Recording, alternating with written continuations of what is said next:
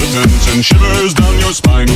Shrieking skulls will shock your soul, seal your doom tonight. October, one of the 12 months of the year. Even though it basically means that the fall season is finally setting in, it also means that the Halloween theme is also taking place. Halloween, a holiday which is known for most people as dressing up in costumes and walking around people's houses and begging them for candy. It also is known for those spooky or scary traditions such as monsters or ghosts and goblins, not referring to the NES game. There have been great movies based off of horror monsters and other sources of scary elements. Frankenstein is one of those famous horror monsters that has been told throughout generations to generations. Frankenstein started out originally as a book that was turned into a movie. The book was written by an English author by the name of Mary Shelley that tells the name of Victor Frankenstein, a young scientist who creates an interesting but unorthodox science experiment. Victor, with a strange, tragic backstory, has a great reason for why he created the monster in the first place. And with the great power of lightning was the birth of the big and powerful monster known as Frankenstein. Or how about Dracula? Dracula especially is a known tradition for Halloween, or for the horror genre itself. Just as the use of vampires were one of the coolest assets of any horror story, there were great movies and cool costumes that kids would watch all the time just to celebrate. Movies such as Friday the 13th, Texas Chainsaw Massacre, and Nightmare on Elm Street. However, there came the term of the vampire hunter. The Marvel Universe would bring out this term into making its vampire hunting movie called Blade. Now, speaking of the vampire hunter, I have a game which stars a vampire hunter. Simon Belmont finally makes his introduction in the game known as Castlevania for the Nintendo Entertainment System. Anyone who sees this picture of this game knows that it doesn't mess around. It has everything from a haunted house and Dracula's face right on the front cover.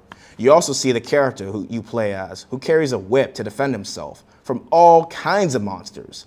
The game was made in 1986. Even though the game was released in October in Japan, the North America version was released in May. Kinda odd, don't you think? For a game based off of Halloween and horror, it wasn't released in October? The game takes place in 1691. Simon Belmont travels through Count Dracula's castle, which emerges every 100 years. Simon battles numerous bosses along his way, including Frankenstein's monster, Igor, a pair of mummy men, the Phantom Bat, Queen Medusa, the Grim Reaper, and Count Dracula himself. Seems this would be a fun little game. However, this is one of the early NES games that came out, other than Super Mario Brothers. So compared to that, can it be judged? Well, here we go.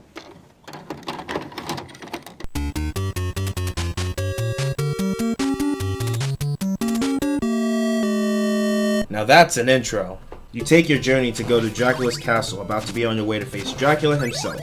Along the way, you come across candles which contain either hearts or power-ups. The power-ups can be anything from another piece to your whip, or hearts, which are used for your special weapons. That's kinda odd, right?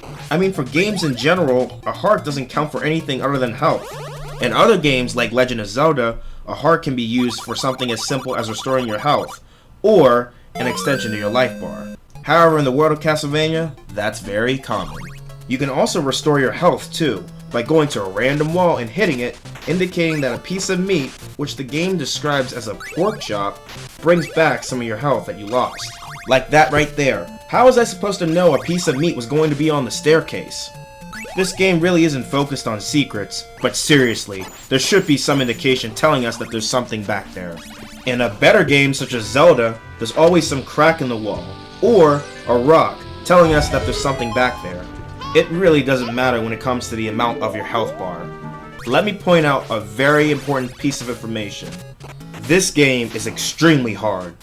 This is like playing Halo on Legendary mode. Two things make this game very difficult. The controls are so stiff.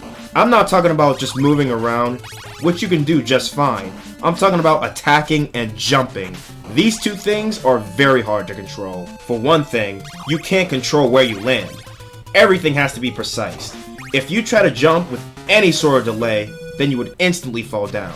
Or, If you are about to jump, but your timing is slightly off, this game will let you know. As for attacking, you have a whip, which can come in handy, but it's so inaccurate. For one thing, you can't attack in all 4 directions.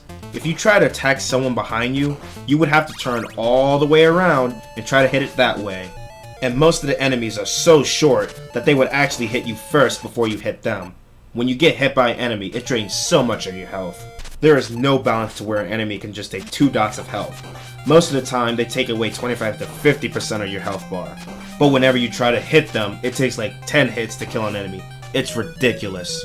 This type of gameplay and style is what I would like to call the Belmont Controls. Because this is what makes the game extremely hard. The first stage is just your tutorial stage, much like in Super Mario Bros. And Legend of Zelda. I like the architecture around this castle.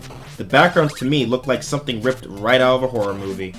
It gives you enemies that you will see throughout the rest of the game. It also gives you the first boss, which is conveniently a bat. I don't know why, but I always use the watch, because it's one of the most game-breaking items ever to be used in Castlevania 1, and I find myself using this weapon the most. Whenever you use a special item by pressing B and up, it does whatever the special weapon's attributes are. For example, the Time Stopper obviously stops time. The second level of the castle is where things start to get really tricky. This is where enemies with the Medusas start to come in. Everyone seems to have a problem with them, but for some reason I bypass them very well. And that's what the second boss is, a big gigantic Medusa head. Hey, here's some mythology for you. Don't look at Medusa or you'll turn to stone. And number 3, and here is our water level. And like Super Mario Bros., Castlevania did it very well. This is where we start to see the jumping sea creatures, and yes, that is what I'm calling them.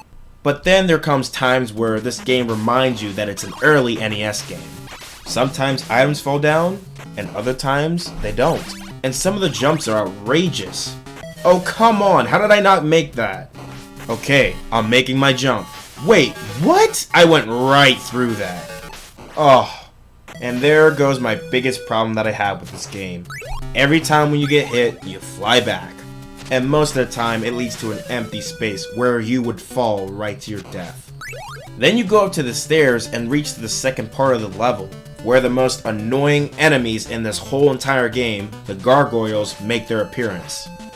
These specific enemies just jump all over the place, and I already established how hard it is to hit your target. And what's worse, these big birds are dropping them all over the place. Every 2 steps you'll see a gargoyle come right at your face. What happened? It swapped my special item? Yeah, it did. It swapped my watch for an axe. And look how many hits this guy's taking. He's taken so many hits. And what's at the boss door waiting for us this time?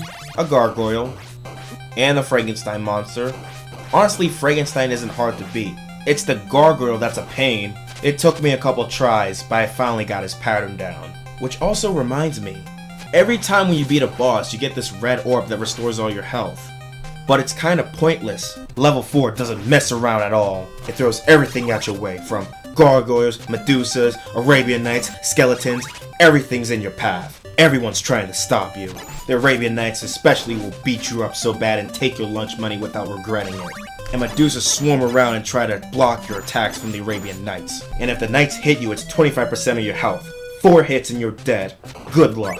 This game has insulted me for too long. I'm gonna beat it whether it wants me to or not. Alright, come on, you Arabian Knight. You're mine this time. Ugh, no! Here's the second one. Oh my gosh, I hate the Medusas. Alright, here's the Grim Reaper, and he's impossible. Alright, that's it. I'm done.